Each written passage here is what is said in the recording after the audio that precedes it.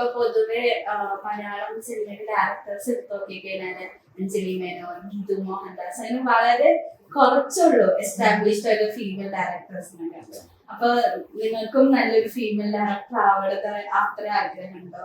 ആഗ്രഹമുണ്ട്. ആ ഒരു സിറ്റുവേഷനിലല്ല ഞാൻ പാലക്കാട് ഒരു ഗ്രാമപ്രദേശത്തിൽ നിന്ന് വന്ന സിനിമ എന്ന് പറഞ്ഞിട്ടുണ്ടെങ്കിൽ ഞാൻ എന്റെ അച്ഛൻ്റെ അടുത്ത് ചോദിച്ചിട്ട് സിനിമാ നടികളൊക്കെ എവിടെ മാനത്താണ് ജീവിക്കുന്നത്. കാരണം അങ്ങനെ ഒരു ലോകമാണ് കണ്ടുവരുന്നത്. എനിക്ക് സിനിമ ഭയങ്കര ഇഷ്ടം. സ്കൂളിൽ പഠിക്കുമ്പോഴൊക്കെ എല്ലായിടത്തും സിനിമ കാണാൻ പോയിരുന്നു. സിനിമ ഒരു ടാബ്ലറ്റ്സ് പോലെയായിരുന്നു. ആ സാഹചര്യത്തിൽ നിന്ന് വരുമ്പോഴാണ് ഒരു ത്രില്ല്. ആരും നമ്മളെ സപ്പോർട്ട് ചെയ്യാനില്ല, ആരും നമുക്ക് റെക്കമെൻഡ് ചെയ്യാനില്ല, ആരും ഒരു ഗോഡ്ഫാദറും ഇല്ല. നമ്മളിങ്ങനെ തെണ്ടി നടന്ന് ലൊക്കേഷൻ വരെ തെണ്ടി നടന്ന് എല്ലാവരെയും പരിചയപ്പെട്ട് നേരിട്ട് പരിചയപ്പെട്ട് അത് മനസ്സിലാക്കി സാറിന്റെ അടുത്ത് നേരിട്ട് വരികയായ സമയത്ത് ഞാൻ നിങ്ങളോട് ചോദിക്കാം അപ്പൊ വരും എന്ന് പറയാം. അങ്ങനെ പഠിച്ചതാണ്. ആരും അതായത് ഫാമിലിയിൽ നിന്ന് പോലും നമുക്കൊരു സപ്പോർട്ട് അല്ല.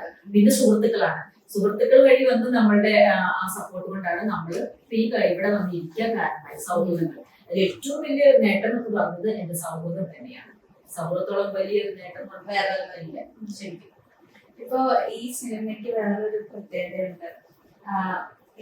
LGBT അല്ലാണ്ട് വേറൊരു ഒരു ലവ് എന്ന് പറയുന്ന ഒരു റൊമാൻസ് എന്ന് പറയുന്ന ഒരു ടേം എടുത്ത് നോക്കിക്കഴിഞ്ഞാല് ഒരു റിലീജിയൻ മാറ്റി വെച്ചൊരു റൊമാൻസ് അല്ലെ, അതൊരു വലിയൊരു കാര്യമാണ്. ഇപ്പൊ നമുക്ക് ഏറ്റവും കൂടുതൽ പ്രശ്നം ഉണ്ടാവുന്നത് റിലീജിയൻ എന്ന് പറയുന്നത്. അവിടുത്തെ ആ ഒരു ബാരിയറും കൂടെ നിങ്ങൾ മുറിക്കുകയാണ്. റിലീജിയനും വേറെ എന്താ പറയാ രണ്ട് ബാരിയേഴ്സ് ആണ് നിങ്ങൾ ശരിക്കും പറഞ്ഞാൽ. എനിക്ക് മനസ്സിലായ രണ്ട് ബാരിയേഴ്സ്.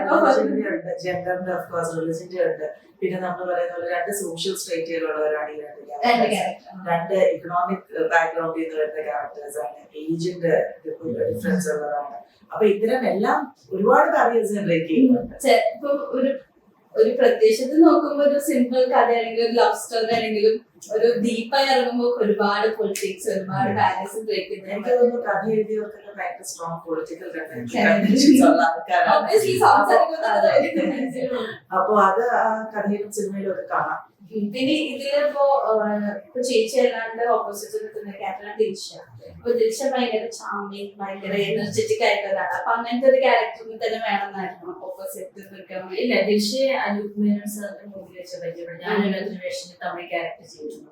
ദിൽഷയായിരുന്നു നായിക. അങ്ങനെ ഞങ്ങളുടെ തമ്മിലുള്ള സൗഹൃദമാണ്. പക്ഷെ ദിൽഷ അതിൽ നടക്കുമ്പോഴും നമ്മളോട് സംസാരിക്കുമ്പോഴും ഒക്കെ ഞാൻ ഈ കഥയുമായിട്ട് മനസ്സുകൊണ്ട് സഞ്ചരിക്കുകയായിരുന്നു. അപ്പൊ ജുമൈലിയെ അതിൽ നിന്ന് എങ്ങനെ നന്നാക്കി എടുക്കാൻ പറ്റുന്നതായിരുന്നു. പിന്നെ ദിൽഷ എത്ര മോഡേണായതെന്ന് പലരും പറഞ്ഞു, ദിൽഷ ശരിയാവും തോന്നില്ല എന്നൊക്കെ പറഞ്ഞു. പക്ഷെ എന്റെ മനസ്സിലുണ്ടായിരുന്നു ശരിയാക്കി എടുക്കാം. കാരണം നമ്മള് അഭിനയിപ്പിക്കുമല്ലോ, ആ കഥാപാത്രത്തെ ഉൾക്കൊണ്ട് ബിഹേവ് ചെയ്താൽ പോലെ അത് ദിൽഷ നന്നായിട്ട് അത് സ്വീകരിച്ച പോലെ ചെയ്യാൻ ചെയ്യും. ദിൽഷന്റെ ഒരിക്കലും തിരിച്ചറിയില്ല. അതെ, അതെ മണ്ണാർക്കാട്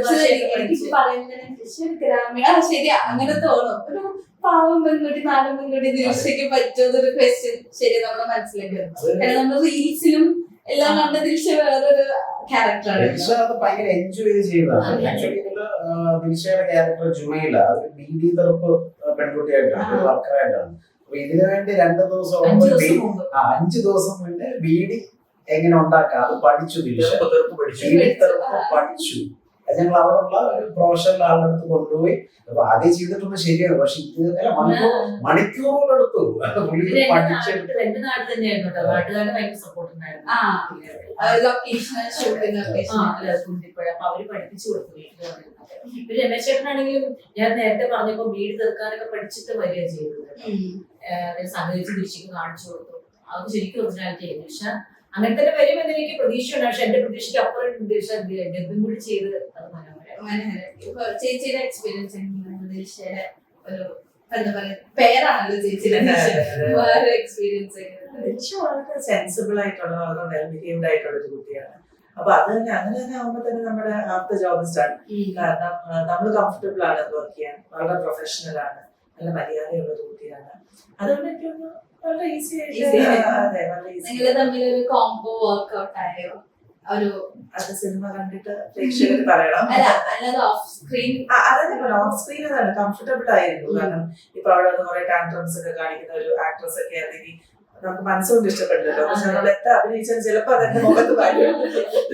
ഇഷ്ടക്കേട് വരും. ചിലപ്പോ വരാൻ സാധ്യതയുണ്ട്. ഞാൻ അത്രയ്ക്ക് നല്ല ആക്ട്രസ് അല്ല, അതുകൊണ്ട് വരാൻ സാധ്യതയുണ്ട്. കഥാപാത്ര സൃഷ്ടിയില് എപ്പോഴും സ്റ്റോറീസ് നമ്മൾ ഉണ്ടാക്കുമ്പോൾ പാത്ര സൃഷ്ടികളുണ്ടല്ലോ, ഒരു ഐഡന്റിറ്റി ഉണ്ടല്ലോ കഥാപാത്രം. അപ്പൊ രണ്ടുപേരുടെയും ഐഡന്റിറ്റി വെച്ച് നമ്മുടെ ഏറ്റവും കൂടുതൽ എക്സൈറ്റ് ചെയ്തിട്ടുള്ള ഒരു ക്യാരക്ടറാണ് ജയന്തി എന്ന് പറയുന്ന ചെയ്യുന്ന ക്യാരക്ടർ. കാരണം ദിൽഷയുടെ ഒരു പെർഫോമൻസ് ഓറിയന്റഡ് കൂടുതൽ പെർഫോം ചെയ്യാനുണ്ട് ദിൽഷയ്ക്ക്. കാരണം ദിൽഷ അങ്ങനത്തെ ഒരു കുട്ടിയല്ല, അതിന് വ്യത്യസ്തമായിട്ട് വേറൊരാളായിട്ട് ചെയ്യും. അതൊരു ചലഞ്ചാണ്. ഓഫ് കോഴ്സ് ദിൽഷയ്ക്ക് അത് നന്നായിട്ട് ചെയ്തിട്ടുണ്ട്.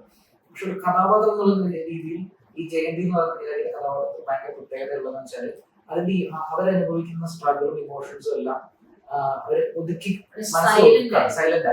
അവരെന്താണ് ഈ സിനിമയിൽ അവരുടെ നിലപാടെന്നുള്ള ഒരു നിഗൂഢമായ കാര്യമാണ്.